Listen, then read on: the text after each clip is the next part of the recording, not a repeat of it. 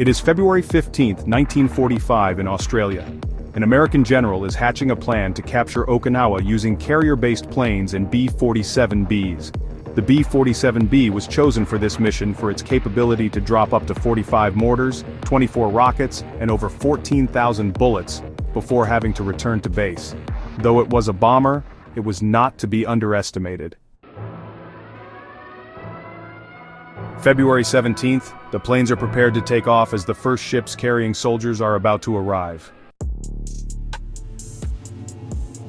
February 18th, the soldiers arrive and begin to run onto the shore. A general is hit. "Snipers!" yelled a private as the soldiers retreated, and now only 995 or so soldiers remain. "How many casualties?" said the second in command. "5 men are down, sir," said the lookout, seeing 5 bodies on the shore. "Request air support," commanded the commander. "But sir, it would cost us heavily," said the private.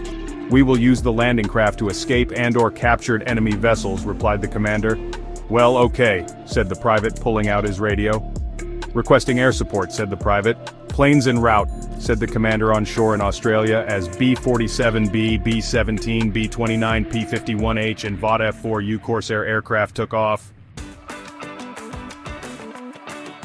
February 19th, the Americans are outnumbered 100 to 1, almost 0% chances of survival. "Japanese fleet coming right at us, sir," yelled a general as Japanese Zeros took off from the carrier Akagi as they saw and heard the first B-47B aircraft coming in for an attack run.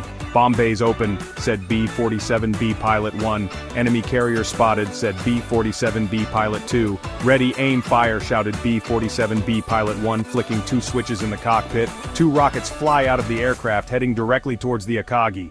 "Bam! Direct hit!" celebratingly shouted the soldiers on the shore. February 20th.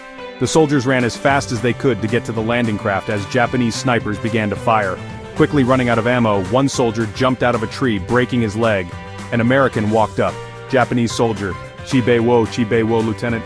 "Well, I don't know what he said, but he ain't suffering no more," said the lieutenant who killed the soldier, running to a landing craft as the B-47Bs began to unload rockets, machine guns, and mortars on the island. February 21st. The Americans walk back onto the island to find almost no trees burning Zeros and a crashed P-51 floating about 20 or so feet offshore. The pilot swims ashore, unaware if he was a prisoner of war or not. Surely enough, he was not a prisoner of war but a soldier in the Marines for now. "Lieutenant, take that until we can get you a plane." A lieutenant gave him a spare M1 Garand and told him.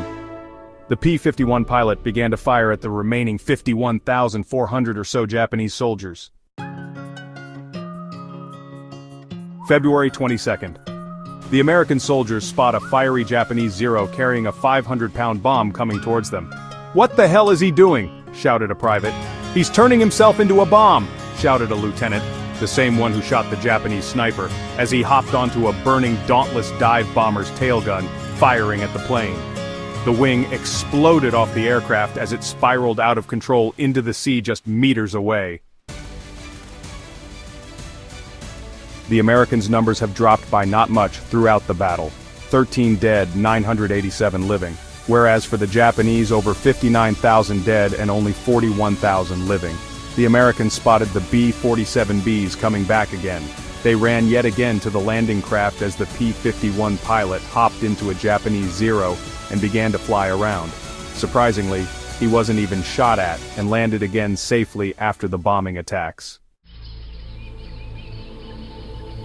What was left was not even 215 Japanese soldiers, absolutely 0 trees burning ground, a sinking Japanese aircraft carrier, 3 sinking Japanese destroyers, and 1 sinking cruiser.